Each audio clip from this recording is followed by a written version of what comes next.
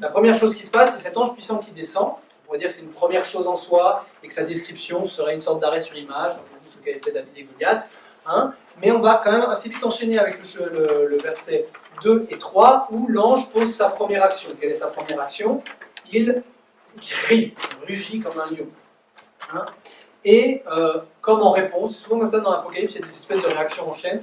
Quand il crie, les 7 tonnerres font entendre leur voix, Jean allait l'écrire et on lui dit « n'écris pas ». Donc ça va être la première chose qui va se passer. On va revenir là-dessus, c'est très intéressant évidemment, vous l'avez relu. Et après l'ange fait autre chose. Donc là on peut dire qu'on est dans une deuxième partie à partir du verset 5, il lève la main et il jure. Alors c'est autre chose sans être autre chose, parce que quand il avait crié, on imagine bien quand il jure comme ça en levant la main, il doit aussi crier probablement. Mais cette fois-ci, grande différence de la dernière fois, on a le texte. Donc, ce bloc central est le seul où on va avoir le contenu de ce que l'ange dit. On parlera plus tard, mais là, il y a une sorte de contenu à ce qu'il dit. Tout à l'heure, il va interagir avec Jean, c'est un peu différent. Et au verset 8, on recommence à s'intéresser à Jean et tout simplement à l'ange. Vous pourrez imaginer qu'au départ, on est sur Jean et l'ange, avec les 7 tonnerres, puis on se focalise sur l'ange, puis on revient sur Jean et l'ange. Et là, il y a ce dialogue entre la voix qu'il avait déjà entendue, la voix qui accompagne en fait tout le livre de l'Apocalypse, qui vient du ciel, qui s'identifie assez facilement à la voix du Fils de l'homme de la première vision, et donc à la voix du Christ, mais c'est aussi la voix de Dieu, clairement, et l'Apocalypse fait exprès de ne pas faire de différence entre la voix du Christ, la voix qui vient du trône, la voix du Fils de l'homme, et la voix du Père, la voix qui vient du trône, c'est tout un, évidemment. Et donc cette voix lui dit, va vers l'ange, l'ange lui donne le livre en disant, mange-le, il le mange. On va dire qu'il y a un peu 3 étapes dans ce chapitre, assez clairement structuré. Là c'est pareil, le frère Pierre on en a fait au moins 5, des structures qui ont un nom particulier, qui sont typiques de la Bible, qui font que le truc le plus important est au milieu, et que les choses se répondent 2 à 2 autour de ce centre. C'est une structure dite concentrique. Est-ce qu'on n'a pas une structure concentrique ici, puisque d'un côté on a une histoire d'écrire, de l'autre côté on a une histoire de manger un livre, d'un côté on a l'ange qui arrive et Jean qui veut écrire, de l'autre côté on a l'ange qui dit à Jean de manger le livre. Hein. Quand je vous ai dit focalisation sur Jean et l'ange, puis focalisation seulement sur l'ange, puis on revient sur Jean et l'ange, vous voyez que du coup l'ange et son discours vont être mis au milieu de cette structure. C'est là très difficile en lisant le chapitre, en réfléchissant un peu, de se dire ok, moi ce qui m'intéresse dans ce chapitre c'est plutôt ce qui se passe avec Jean, plutôt ce qui se passe avec Jean après, mais clairement ça semble être 2 blocs qui entourent un bloc central. Donc même si a priori au départ ça m'intéresse moins, ou ça me parle moins, l'outil structure me dit reste un moment là-dessus, intéresse-toi à ça, intéresse-toi au noyau central. C'est ça intéressant, vous voyez, ce que vous n'auriez pas fait spontanément en lisant le texte, les outils que je vous propose vous aident à aller plus loin. Dans un exemple typique où l'outil nous aide à aller plus loin. Qu'est-ce qui est dit ici dans ce noyau central? Quel est le message de l'ange? Du temps, il n'y en aura plus. Exactement, on est sur une question de temporalité. Il n'y a pas que le temps il n'y aura plus, c'est quand l'ange sonnera, les anges avec leur trompette sont une sorte de chronomètre, et quand le dernier sonnera, ce sera fini. Donc qu'est-ce que l'ange est en train de dire? Il est en train de dire, nous sommes dans l'avant-dernier temps, puisqu'il est en train d'annoncer qu'après, il n'y a plus de temps. Donc c'est-à-dire que la 7e trompette n'est pas le début d'une nouvelle ère, c'est la fin du temps. Donc là, on est dans le dernier bloc du temps, entre la 6e et la 7e trompette. Donc le cœur de ce passage-là, c'est de vous dire, nous sommes dans l'avant-dernier temps. Pas au sens où il y aura un dernier temps derrière, mais au sens où c'est la dernière occasion de l'homme. Déjà, vous voyez surgir plein de thématiques dans ce « il n'y aura plus de temps » de conversion, par exemple. C'est le moment de se convertir parce qu'après, il n'y aura plus de temps. Mets-toi à faire ça parce qu'après, c'est fini. Donc, typiquement, là, il y a un message, vous dites « Ok, visiblement, ça va tourner autour de la conversion ». D'ailleurs, si vous allez lire le chapitre 11, vous verrez qu'il y a aussi des prophètes qui sont envoyés pour que les gens se convertissent. Donc vous dites « Ok, on est dans une thématique, j'ai pas eu tort de me dire là, il va y avoir quelque chose autour de la conversion ». Pourtant, il y a quelque chose de bizarre. Entre cette phrase-là, il n'y aura plus de temps, et la dernière, qui est un peu la conclusion du passage, qui dit « Il te faudra encore prophétiser ». Alors, vous l'aviez trouvé là-bas. J'ai mis cette petite loupe là-dessus, ça vous aide à voir aussi, sur le fait que là, il y a quelque chose qui est curieux. Et j'ai mis cette loupe critique historique parce que si vous avez un peu en tête la situation des premiers chrétiens, c'est vachement intéressant. Rappelez-vous par exemple de l'Inadette de Paul. Paul a presque l'air de dire que le Christ reviendra de son vivant. Donc les premiers chrétiens, ils sont pour la plupart, surtout si on date l'Apocalypse de la fin du 1er siècle, voire du début du 2e, ils sont en train de trouver le temps long en fait à l'époque. Nous, ça nous paraît ridicule de dire ça 2000 ans plus tard, mais eux, pour eux, le Seigneur a du retard. C'est un très bel passage dans la deuxième lettre de Pierre, où Pierre dit non, non, non, le Seigneur n'est pas en retard, et puis il essaie d'expliquer. Donc vous voyez que l'ambiance de cette fin de 1er siècle, c'est vraiment de dire mais qu'est-ce qu'il fait le Seigneur? Surtout que, il y a des persécutions. Pas encore des persécutions globales qui viendront plus tard, mais en gros, les chrétiens sont plutôt en mauvaise posture dans la société, et dans certains endroits, il y a des persécutions. On voit bien ça dans les lettres aux églises d'ailleurs, parce que, en général, les églises ne sont pas persécutées, la plupart sont même trop installées, mais dans une des églises, à la Souriane, si je ne me trompe pas, il y a notamment, nominalement, un certain Antipas, je crois, qui s'est fait tuer au nom du Christ. Donc ils ont déjà des martyrs. Donc vous voyez que l'idée est là qu'il n'y a pas de persécution globale, mais il y a des persécutions. Or, là j'aurais pu mettre intertextualité, ce « il n'y aura plus de temps » fait comme réponse directement à un autre passage de l'Apocalypse. En Apocalypse 5, ou 6, non, 5, juste après les 4 cavaliers, on ouvre le 5e sceau. On ouvre le 5e sceau. On ouvre le 5e sceau, et là, sous l'autel, on voit l'âme des martyrs. Martyrs en grec veut encore dire simplement des témoins. Hein. De même que dans le chapitre 11, on va parler de mes 2 témoins. C'est-à-dire, le même mot, c'est martyros. Mais là, on comprend clairement que c'est des gens qui ont effectivement témoigné jusqu'au bout, au sens où ils se sont fait tuer. Et ils crient quoi vers Dieu, vers le trône? Jusque à quand? Là, c'est le cri en fait de tout l'Apocalypse. Jusque à quand, Seigneur, cette injustice? Jusque à quand tes serviteurs seront massacrés? Jusque à quand tarderas-tu à venir rendre justice? Eh bien, et on leur répond, il faut encore du temps pour que le nombre de vos compagnons soit accompli. Tout à fait mystérieux comme passage. En tout cas, on leur répond à ce moment-là de l'Apocalypse, qui n'est pas si loin de ça, hein, on est quasiment au milieu des sceaux, et là on est des trompettes qui viennent juste après.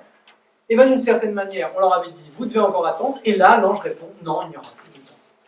Donc on est exactement dans le même paradoxe que ici on nous dit, il faudra encore prophétiser, et en même temps on nous dit, non, c'est déjà accompli. Même dans l'Apocalypse, on a les deux messages. On a jusque à quand, ça darde, c'est long, etc. Et on a le non, c'est fini, il n'y a plus de temps. Qu'est-ce que tout ça veut dire? Eh bien, tout ça veut dire exactement ce que je vous ai dit tout à l'heure, à savoir que l'Apocalypse est le texte de l'avant-dernière heure. On est dans les derniers temps.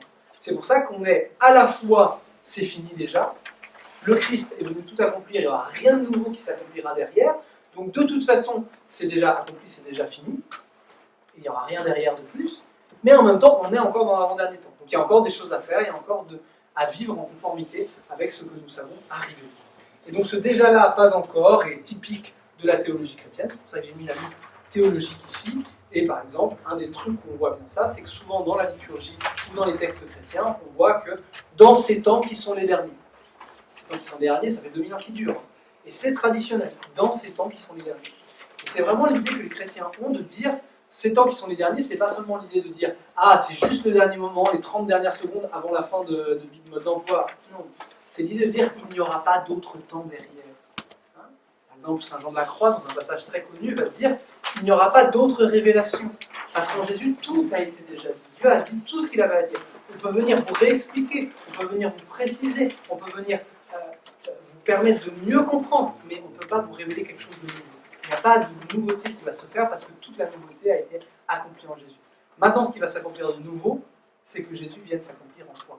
Chacun d'entre nous. Donc dans cet avant-dernier temps, il y a vraiment cet enjeu-là, de dire il n'y a rien à ajouter, et pourtant il y a tout à accepter, il y a tout à accueillir, il y a tout à mettre en œuvre dans la vie.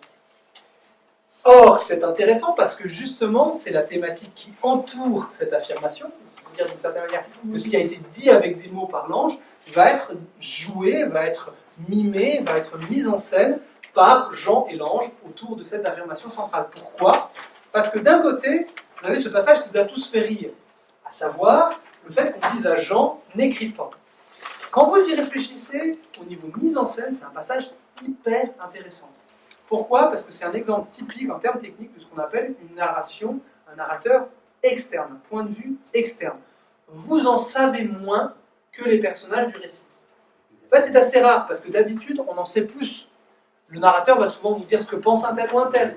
Le narrateur va souvent vous dire qu'il ne savait pas encore, mais c'est ce qui lui arriverait le lendemain, etc. Donc, le narrateur, généralement, vous venez dans un point de vue qui est, vous savez plus que les personnages. Or là, Jean, lui, il a entendu ce qu'ont dit les 7 tonnerres. Mais on ne l'a pas dit à nous. Donc nous, on en sait moins que lui.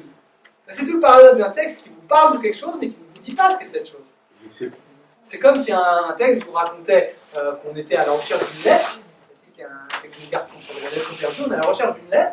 Tout le long du texte, on parle de cette lettre, et jamais dans le texte, dans le livre, on expliquera ce que contenait cette lettre.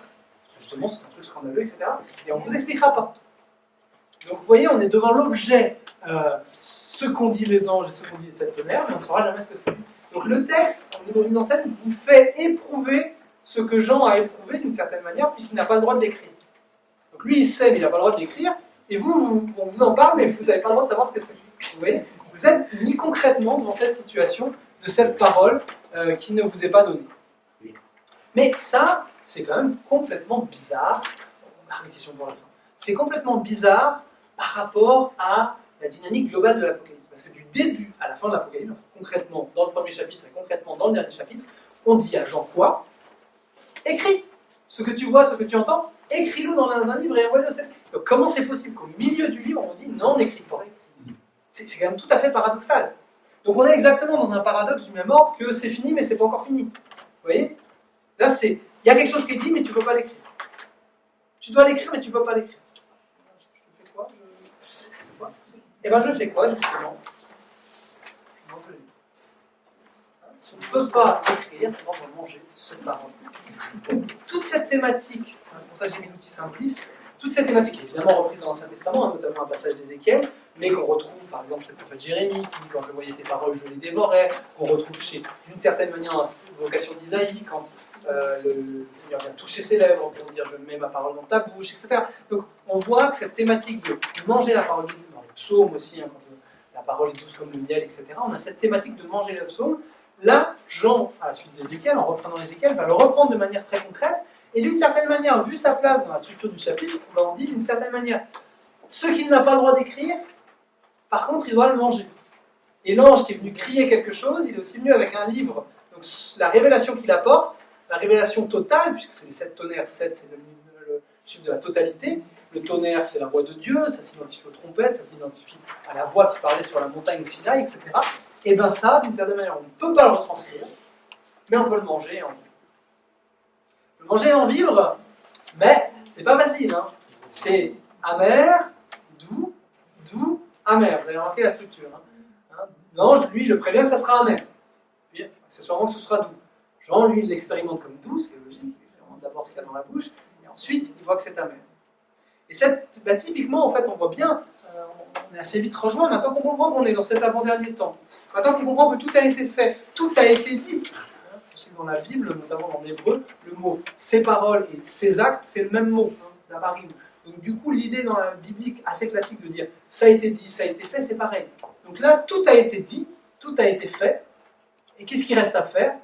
Comme on ne peut pas réussir à retranscrire la richesse, l'infinie grandeur et divinité de ce qui a été révélé, on ne peut que essayer de l'assimiler dans sa vie, de s'y assimiler d'une certaine manière. Donc dans cet avant-dernier temps, tout a été dit, et tout reste à faire, puisqu'il faut digérer cette parole. Elle est douce, bien sûr, puisque vous allez expérimenter, lire la Bible, découvrir Dieu, rencontrer Dieu, etc.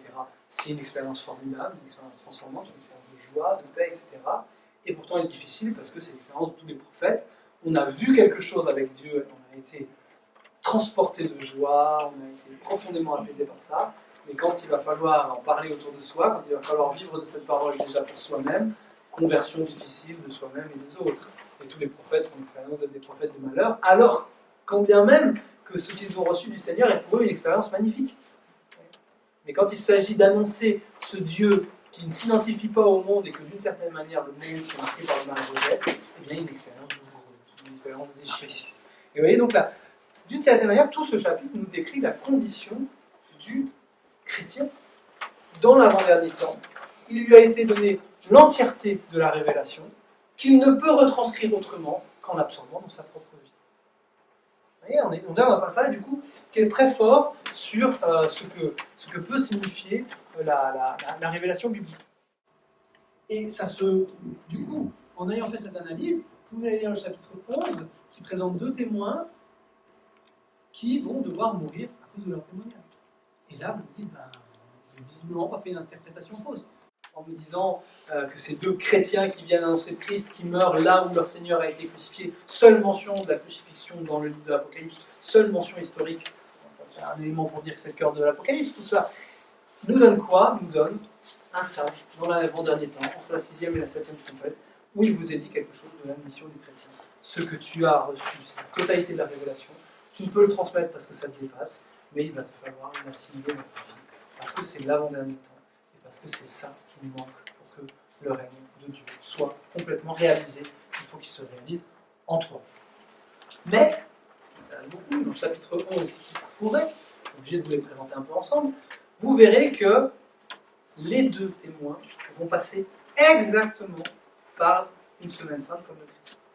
Ils vont être tués, laissés exposés sur la place, c'est assez parallèle au fait d'être mis sur une croix, et le troisième jour, ils vont ressusciter et ils vont être emportés au ciel.